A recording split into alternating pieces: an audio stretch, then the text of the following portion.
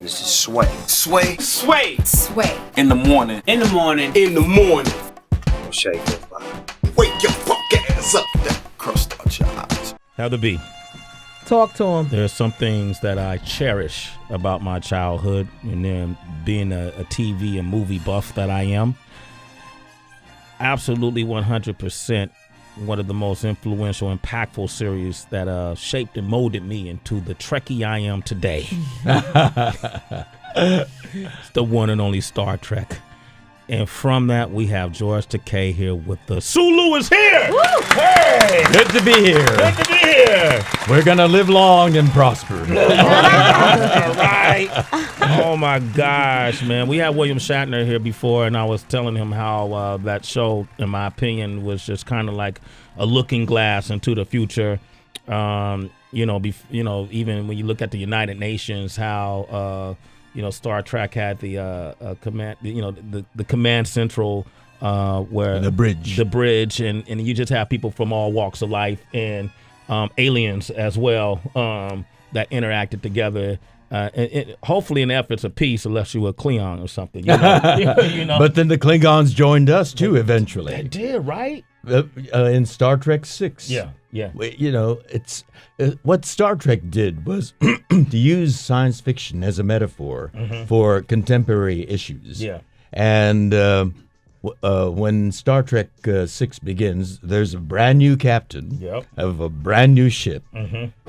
Captain Sulu. Yeah, Captain Sulu. Of the Starship Excelsior. Yeah.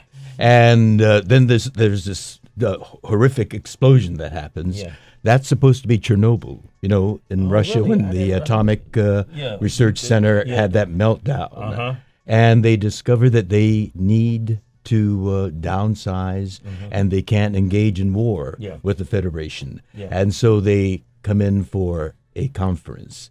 That's Gorbachev coming to the West to have a rapprochement. And so, we were using that. And so we used science fiction in many, many ways. For example, the Starship Enterprise was a metaphor for Starship Earth. And the strength of the starship lay in its diversity, coming together and working in concert as a team. And so you saw all these representatives from the different parts of the starship. From the captain was a North American, played by a Canadian. Africa was represented by a woman, African woman, played by Nichelle Nichols from Robbins, Illinois. Europe was represented by a Scotsman, played by another Canadian, Jimmy Doohan from Vancouver. And Asia was represented by me from Los Angeles, California. And all of us working together is what made this starship strong, creative, innovative, and also fun, engaging. But it's a diversity coming together, enjoying each other's unique contribution to the working of the ship as well as to the culture of the ship. That was the point, to use sci-fi as a metaphor. And so even the Klingons, who were our biggest nemesis, when they discover that they need us, we get together. And then in our spin-off series, The Next Generation, we have a Klingon played by Michael Dorn as a member of the team. So it's all a matter of, our using not only our weaponry, but our diplomatic talents to bring us together, find common ground. Leonard Nimoy, half alien. Half alien. What did he represent? Well, he represented the fact that, when we go beyond this planet, there'll be other life forms. And we will even mate with those life forms. Again, infinite diversity in infinite combinations. So his mother was an Earthling. And his father was a Vulcan. And he had that internal conflict going in him. Constantly, right? Intelligence, rationality, and being as coldly rational as possible. And then the human side is passionate and emotional, impetuous, and that internal struggle that was going on with with Spock. Played by Leonard Nimoy. Oh, my who's gosh. a brilliant guy. Man, thank you for breaking that down for me. I was going to say, I think, George, if someone had told me that when I was younger, I may have watched it. I couldn't get it. You have a deprived childhood. Well, I saw Good Times. You never watched Star Trek. I didn't understand it. I couldn't wrap my head around. I'm being honest. Honesty is important. She's embarrassing me, George. I'm not, but you know what? Now that you broke it down to me and I understand the concept, I think I could go back now in my adult brain and check it out. Do check it out, because do you know that we're too late, still man. No. Too late, In George? 2 more years, we're going to be celebrating the 50th anniversary of Star Trek. Wow. The golden anniversary. We're going to be 50 years old, and Paramount is planning another Star Trek movie. Really? With the rebooted cast. And there's still a lot of reruns going on. Not only our version, but the Next Generation and Voyager and Deep Space Nine and Enterprise. So, yes, It's not too my late dear, for me. you have plenty of opportunities Thank to you, George. I become appreciate a it. Trekkie of the 21st generation. Right. Captain Sulu's just being kind. I'm going to open up the phone lines. I want to talk about this the documentary to Be Takei, right? That's right. And then it's coming out August 22nd, next Friday in theaters and on iTunes. Really interesting story about your life. You want to speak with George Takei, 888-742-3345. I know there are a lot of Trekkies out there. Call us, Sway in the Morning. To the swamps of Arkansas. This is a clip from a documentary from our guest, George Takei, who's joined us right now. Most people know you from Star Trek as Captain Sulu. And this is To Be Takei, coming out August 22nd, next week in theaters, as well as iTunes. And it's a really interesting doc. And you talk about your family and experiences you had as a child up until now. And you emphasizing, or at least in this clip, about World War II, when the Japanese attacked the United States at Pearl Harbor. And then from that point, a lot of innocent people were taken into these internment camps, correct? That's right. And we're American citizens. American citizens, yeah. Innocent Americans. We had nothing to do with that bombing. Yeah. And as a matter of fact, we were on the West Coast. Yeah. Hawaii was bombed, but they didn't intern the Japanese Americans of Hawaii because they made up about 40% of the population. Mm-hmm. And if you extracted them, the economy would have collapsed. Yeah. No labor, no consumers, the economy would have been devastated. Did they tell your family anything? Did people just literally knock on the door and then put you guys in vans or buses and bust you away? My parents got notices, and they were plastered all over the neighborhood where Japanese Americans lived. We're American citizens, mind you. And so they knew that they'd be coming to take us, order us out of our home. Yeah. We had a 2-bedroom house on Garnett Street in Los Angeles. And, I described when I was 5 years old. I just turned 5 years old on April 20th. And it was about 2 or 3 weeks after that, after my birthday, that my parents got us up, my brother and my baby sister, up very early and hurriedly dressed us. And we saw the soldiers marching up, 2 of them marching up our driveway, and came and banged on the door. And we were sent to this barbed wire prison camp in the swamps of Arkansas. Sentry towers, machine guns pointed at us. When I made the night run to the latrine from our barrack, searchlights followed me. For my parents, it was a degrading, humiliating, outrageous experience. But when they lit the way for me to the latrine, I thought it was kind of nice that they lit the way for me to pee. Really? I was a child, 5-year-old kid. Yeah. So I really didn't understand what that was about. And children are amazingly adaptable. Well, very resilient. What would be grotesquely abnormal became my normality. And to really illustrate that, I started school in a black tar paper barrack. And every morning we started with the Pledge of Allegiance to the flag.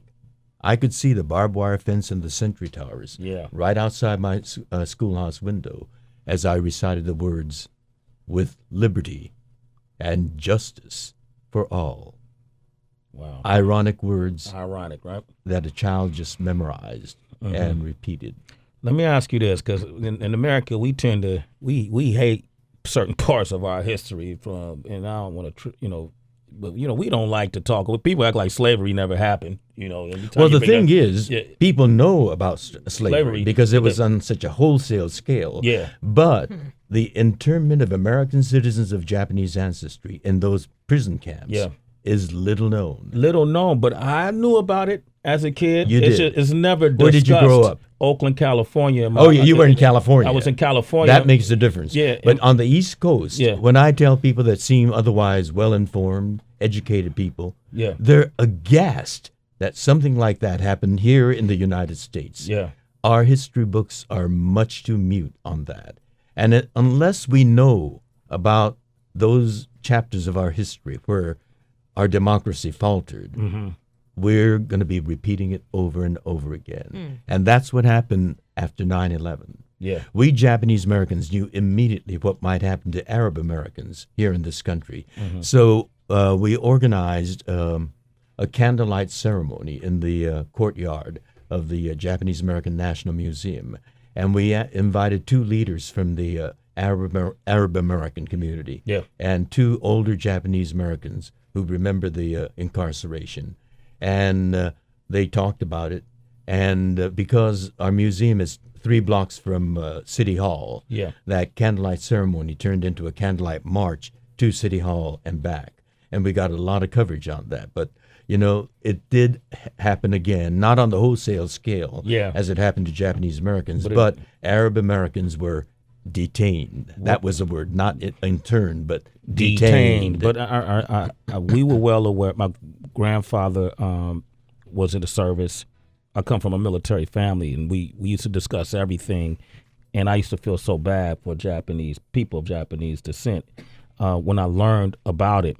And I'm glad you did this documentary and you're telling this story because, like you said, we don't hear it enough. We shouldn't be, we should be ashamed of, we should embrace our history because it is what it is, and we can only learn from it. Exactly. But what made you decide to tell this story now?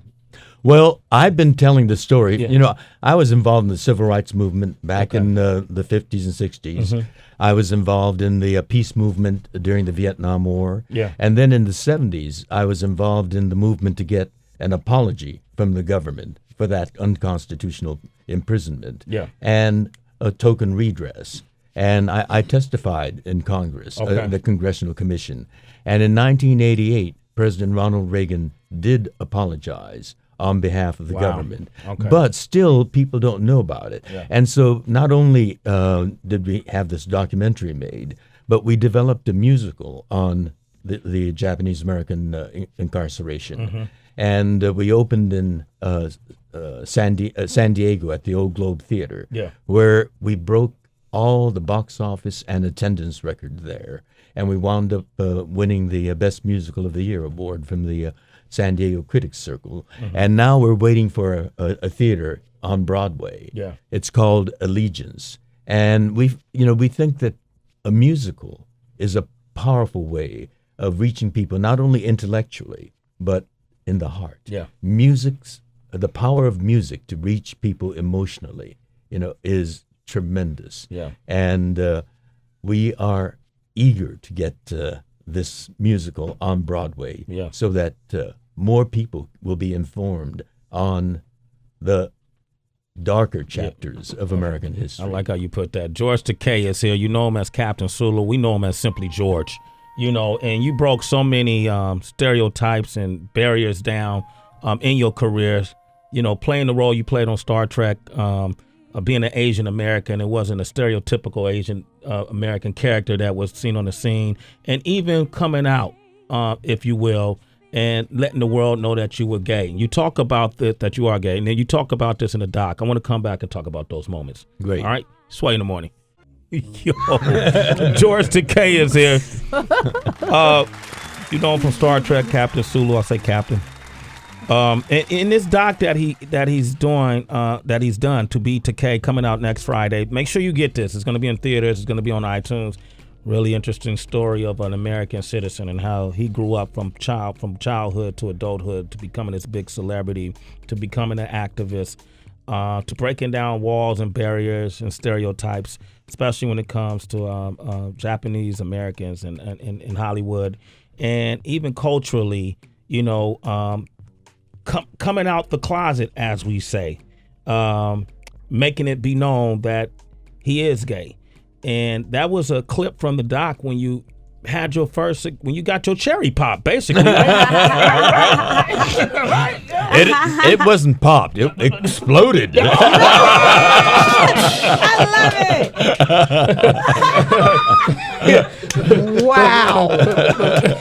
But Japanese culture, people are so traditionalist, and it's that from my experience. What did your parents say? Oh, they didn't know about it. Oh, they didn't know. Oh, okay. You think I'd tell? No, yeah. Daddy, Mommy, you know what happened at summer camp? Yeah. I had an explosive feeling. Okay, great, good. So when did you make it public? At what point did you make it, after becoming a celebrity? Right. Yeah. I was active in, social justice issues throughout my life, but I was closeted about the fact that I'm gay, because at that time I would not be able to have a professional career as an actor if it was known that I'm gay. No producer, no director would cast you, And so, despite the fact that I was talking about social justice, the issue that was closest to me, that was organic to me, I was silent about. And then, in 1969, after I'd been working on Star Trek for three seasons, 3 years, the show was canceled. So I was unemployed. But that same summer, here in New York City, in Greenwich Village, there was a gay bar named the Stonewall Inn. Mm-hmm. It got raided. And, the police were raiding gay bars left and right, all over the country. What were they looking for? Toys? I mean, criminal.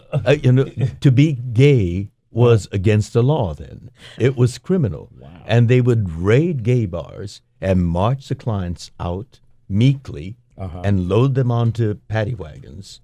And they would be taken down to the police station. They would be photographed, fingerprinted, and their names put on a list. I mean, that was terrorizing. Yeah. Because it meant, their jobs. They could have been fired. It meant maybe losing their families. Yeah. It was a terrifying thing. But in 1969, when the police raided the Stonewall Inn, the gays there, and particularly the drag queens there, said, enough. I am sick and tired of this harassment, this intimidation, this terrorization. And when the police came in, they started throwing things at them. Beer bottles, whiskey bottles, full whiskey bottles, chairs, whatever. And the police had to retreat, and they called for reinforcements. But the people inside the bar made phone calls too. They called their friends in Greenwich Village, and gays and lesbians started pouring out of the apartments. And when the reinforcement came, there was LGBT reinforcement on the streets as well. And they joined in that resistance. They started throwing bricks and beer bottles, whatever they could get their hands on. Yeah. And that was the Stonewall Revolt and the beginning of the gay liberation movement. And the gay liberation movement started having an impact on American society. Things started to change. And in 2005, both houses of the California legislature, both the Senate and the Assembly, passed an extraordinary bill, marriage equality bill, in 2005. It was a landmark occasion. Yeah. All that was needed for that bill to become the law of the state was the signature of the governor, who happened to be Arnold Schwarzenegger at that time. I remember that, yeah. When he ran for governor, he said, I'm from Hollywood. I've worked with gays and lesbians. Yeah. Some of my best friends are gays and lesbians. So we thought surely he's going to sign it. But he was a Republican, and his base was the right-wing conservatives. Yeah. and he vetoed that bill. And my blood was boiling. Yeah. But I've been closeted. That night, Brad and I, my husband, partner then, husband now, but at that time we couldn't get married. You know, it was that bill that would have made it possible. We were watching TV, the late night news, and we saw all these young people pouring out onto Santa Monica Boulevard, venting their rage against Arnold Schwarzenegger. And that was inspiring. I said, you know, all right, it's about time. It's about time I joined in too. And I talked to the press for the first time as a gay man, and I blasted Arnold Schwarzenegger's veto. And so that's when the press has deemed my coming out. But I had been out to my mother and my family and close friends, and you know, I had a partner at that time. So I was out quietly. But in 2005, I spoke to the press, and they deemed that my coming out. Okay, just a note, side note. Whenever you say Arnold Schwarzenegger, you can't stop at Schwartz and then just pick up at nigger. Okay. I was like, you still mad at him, George? You still mad at him? Okay. All right. So Arnold Schwarzenegger. Wait, hold on. Thank you. You gave me another pronunciation for his name. We looking out for you, George. We like you here. Thank you very much. I appreciate that. No problem. Schwarzenegger. Schwarzenegger. Don't do it, man. Schwartz N-word. All right, we finna blow up. You gotta go. All right, damn. George Takei has to go, man. But thank you for Thank you very much for having me. Thank you, man. Thank you. And the Great documentary conversation. Thank you to Be Takei next Friday in theaters and on iTunes. I would definitely download this and watch it, man. Even though I got the free copy. All right, I'm definitely going to watch it. And you have to come back because I want to hear the story about you and William Shatner and your relationship. Because he didn't go to your wedding, right? No, we sent him an invitation. He never responded. And then 2 months after the wedding, he goes on YouTube and rants and raves about not getting an invitation. If something happened in the mail, all he had to do was call us before the wedding. You know, we're confused. We don't know. Are y'all buddies to this day? What? Are you two buddies? Are y'all friends? He is a difficult person to work with. Okay. But, you know, he's a member of the Star Trek family. Okay. And like all families, we have that common crazy uncle who shows up at family reunions. So William Shatner is the crazy uncle. All right, man. But we love him. Okay, George Takei, thank you for coming by, bro. Thank you very much. All right, absolutely. It's Sway in the morning, only on Shade 45.